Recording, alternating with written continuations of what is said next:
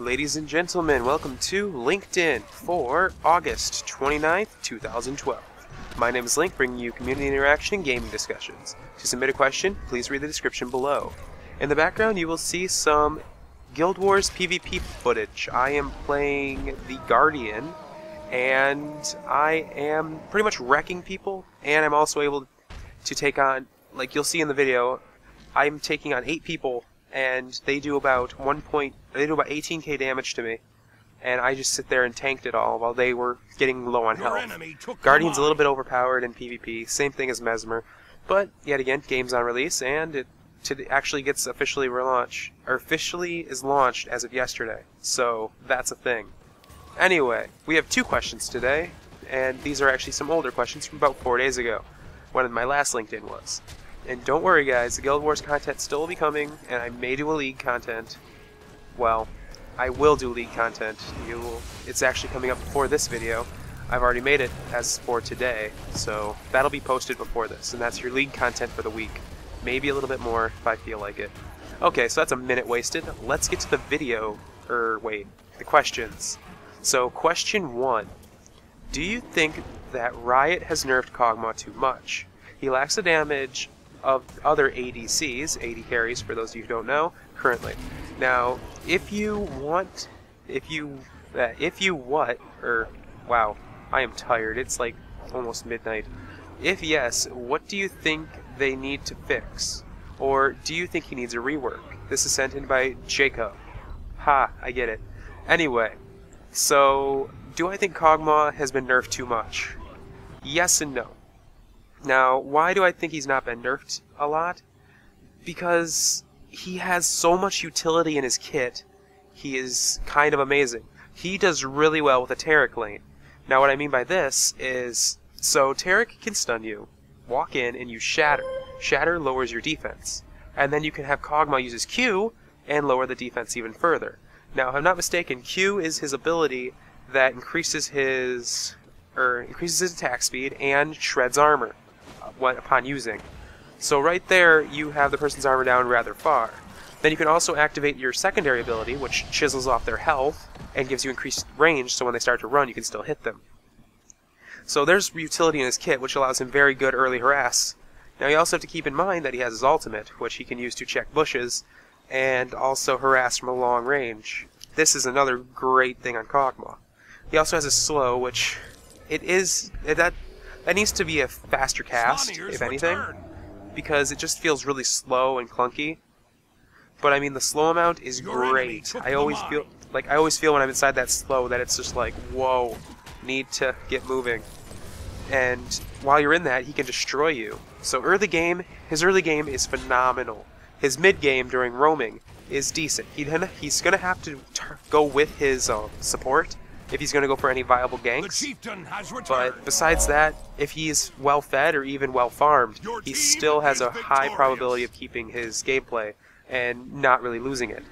Now, as transitioning into late game, which is when all base turrets are down, this is assuming that one team's not rolling the other team, he does very well in team fights. Why is this? He has increased range, he can pick off targets with his ultimate quite easily, and he can essentially pick off priority targets, keep people where they need to be and CC them, and be just a cannon in the background. If he's got enough force in front of him, he doesn't need any tankiness, and he can just sit in the background and just fire off shots. I mean, look at Vayne. She's got this kind of ability, or she's got this kind of playability, and she can just whittle down tanks. So can KogMaw.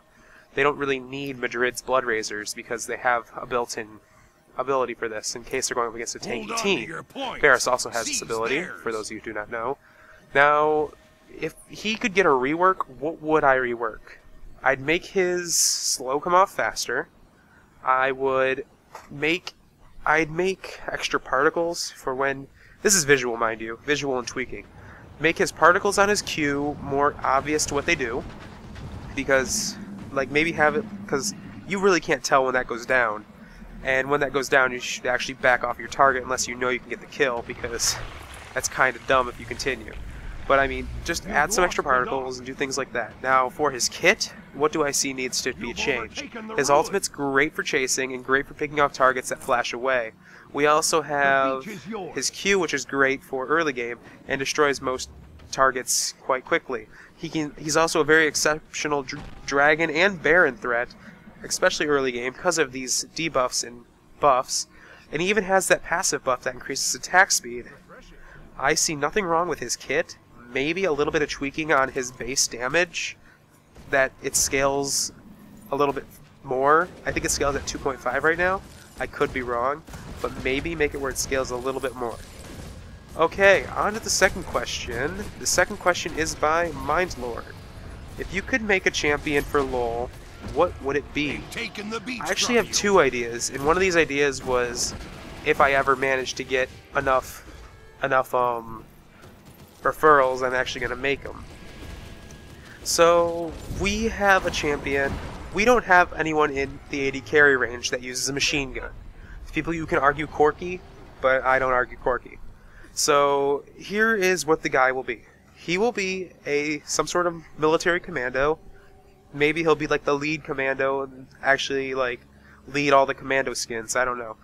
I'm not good with the design aspect as of yet. Now, what he can do is his passive is reload.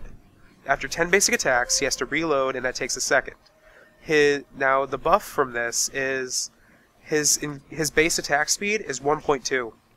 As he attacks, pretty much after 10 attacks, he would have attacked, let's see, after 5 attacks, he's attacked 6 times. So, you're looking at 6 attacks for 5 seconds. So you're looking at underneath 2 seconds, you're going to get hit with 10 attacks, and then he's going to have to reload. So he hits you 10 times within that time period. This gives him really good early game and allows him to last hit quite quickly. Now, that's his passive. Now we're going to move on to Q, and his Q is something something interesting. So we have his Q. His Q is what is it? His E was that. Oh man, his Q is flashbang. There we go. Imagine Heimerdinger's thing, except it's targeted and it's faster. I mean, I know Heimerdinger's kind of floats before it goes to where it explodes, the EMP, but this one doesn't have a stun and it blinds for a little bit longer. This allows him during skirmishes to be stronger than the opponent and actually overwhelm when they need to. This also gives vision in the bush because it was a flashbang. Mind my voice today. I don't really know. I've been on voice over IP quite a bit, so kind of dying here. Now, then we have the second ability, which is his W. His W, what was it going to be? I had these written down, but they're not here right now. W. We'll skip that for now. His E is a claymore. Imagine Caitlyn's trap, but a small explosion. So you can put it in the bush and it stealths. It's pretty much just a Teemo shroom. And yeah, that's what really it is, and that's all we need. Oh, I remember what his W is now.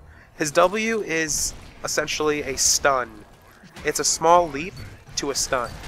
So imagine having something that's singe range of his fling, but you jump at someone with and you hit them with the butt of the rifle. You stun them for 1 second, and maybe it can do very little damage. So let's real quickly go over this before I cover the ultimate. So we have a Q where every 10 seconds he has to every 10 basic attacks he has to reload, which it does go up as he levels up to 10 to 15 to 20 as he levels up his ultimate.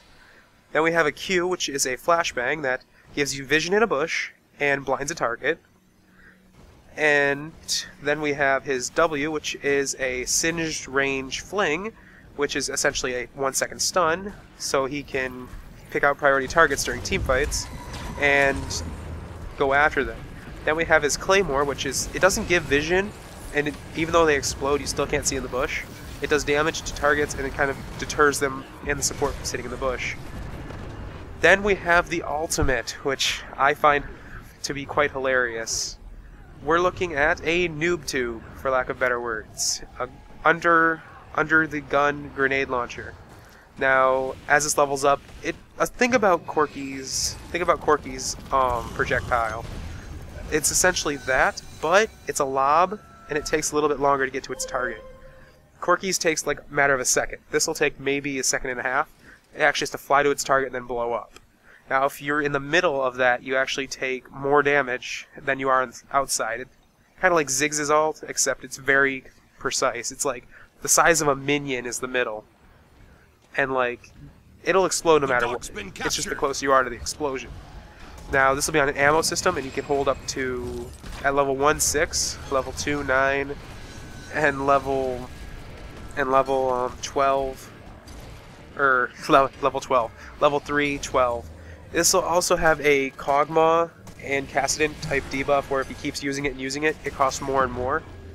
And that'll balance that out. Now, as for balance on this champion, I see quite a bit. He has to stop after it, auto-attacking for a little bit, so that'll instantly put him in a bad spot if he's in a skirmish and he needs to reload. So you have to make sure you keep that in mind. He has a lot of utility through his Q, which checks bushes and keeps the target blinded during a fight. That blinds maybe 1 second to 2 seconds, depending on balance issues. Then we have a CC, a hard CC for a target, which will essentially be, well, E could either be used offensively or defensively. It's just like, it's going to be a Leona Q, and you can use it if a support comes up to you, you can hit them and then you can walk away. So that can be used like that. Then we have his E, which is a Caitlyn trap, except it doesn't give vision, and that's just to deter people going in the bushes, and I honestly see that being quite a good option. Now here's and then we have his ultimate, right? But here is why he's balanced. His W, which is getting hit with a stun, that has a flat stun ratio, or a flat stun, and at level 5 it only does 200 damage magic. Sorry, 200 physical damage at max, and it scales on physical, and it scales quite lowly, 20%. Then we have his Q, which is his grenade. That scales on magic and gets to 150 damage at max level, and increases the blind duration to 2.5 seconds at max, and at lowest it's 0.5, which kind of puts some incentive to put some early points into that. And then we have his claymores, which scale on magic, and their max is about 350 at level 3. Or level 5, and then for his ultimate, the damage goes 150, 300, 450, and then we have it scaling on attack damage, quite low, 30%, 30 or 40 depending. And this champion really is focused on auto attacks more than anything, and that's why he's got that passive and the extra buff. And that's pretty much what his utility is for. If I were to suggest how to build him, I would start by maxing his Q, then into his W, then into his E. Because you're going to want that early blind for the beginning of the game, then you're going to want that nice damage from the stun later game, so you can pick off a target, or you can get the stun early and then just hope that you're not going to be out attacked. That's pretty much where the Q and W can interchange, and then you always max your E last, but you take a point early, so you can deter people from the bushes, and max your ultimate whenever you need it. Now as for a build, he is going to thrive off of attack damage and not attack speed. So I would suggest starting off by building a Bloodthirster with Berserker Greaves. Maybe, actually no. So get Berserker Greaves and double Doran up. Then you're going to get your Bloodthirster, and then start working on your Infinity Edge. After getting those two build goals, build in toward your Phantom Dancer, and then right there is your prime build goal. Now keep in mind, he will need, well, with his basic being so fast, he does do really well with a little bit of attack speed buff, so you'll get that from the Phantom Dancer. So I suggest selling one of the Dorans and getting a Black Cleaver and replacing it, and then I also think about getting selling the other Dorans for something of a Banshee's Veil, or a Quicksilver Sash, because he He has no escape tools. Keep that in mind. He has no escape tools, which is going to be another nerf to him. So a Quicksilver Sash would be good. Or if you go with Cleanse and Flash with him, you're going to want to go for something as a Force of Nature, or Banshee's Veil. In my opinion, on him, Banshee's Veil, but Force of Nature if you are a complete monster, because it gives you that speed buff you need to just stay with your targets. And I think I'm done here. So, if you enjoyed any... Wait a minute, I said that wrong. Let me try again. If you enjoyed the content provided, leave a like. You want to stay current, subscribe, and I'll talk to you all later.